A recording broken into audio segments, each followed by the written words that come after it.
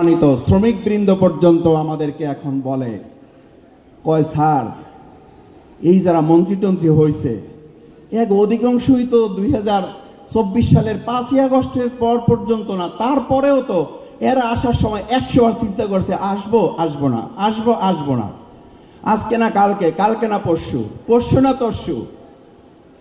এই আসা যাওয়ার মধ্যে যারা বাংলাদেশকে অনিরাপদ রেখে নিজে এবং নিজের পরিবারকে নিরাপদ রাখার স্বার্থ হাসিল করেছে, তারা এখনো তাদের স্বার্থ হাসিল করবে বলেই আমার আমেনার বিচার হয় না, আমার হাজারীবাগের সন্তানদের আসামিদের গ্রেপ্তার হয় না, আমার 6 বছর শিশুদের ধর্ষিতার গ্রেপ্তার হয় না, কারণ তারা তাদের প্রটোকলের গাড়ি নিরাপদ করায় ব্যস্ত, তারা 18 কোটি মানুষের কথা ভাবে না।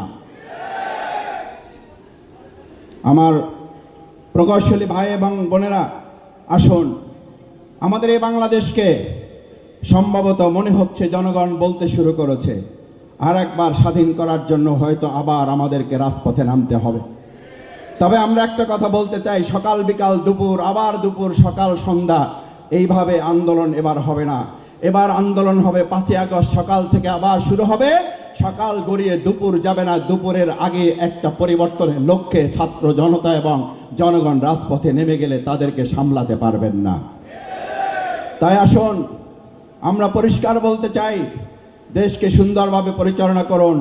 রমজান সংযমের মাস, কথাবার্তায় সংযমী হন, কাজের ক্ষেত্রে সংযমী হন, দেশের নাগরিকদের প্রতি সংযত আচরণ করুন এবং মানুষের মর্যাদা সমুন্নত রেখে যে বৈষম্য মুক্ত একটা বাংলাদেশ আমরা গড়ে তুলতে চেয়েছিলাম, আমাদের সন্তানরা যে জন্য জীবন দিয়েছে, আমাদের ভাইয়েরা যে জন্য জীবন দিয়েছে, আমাদের নেতৃবৃন্দ হাসতে হাসতে ফাঁসির মঞ্চে গিয়েছে, সেই বাংলাদেশের বিপরীত কোনো চিত্র দেখলে আবার এদেশের মানুষ একতাবদ্ধ হয়ে রাজপথে নামবে, তাতে কোনো সন্দেহ নেই।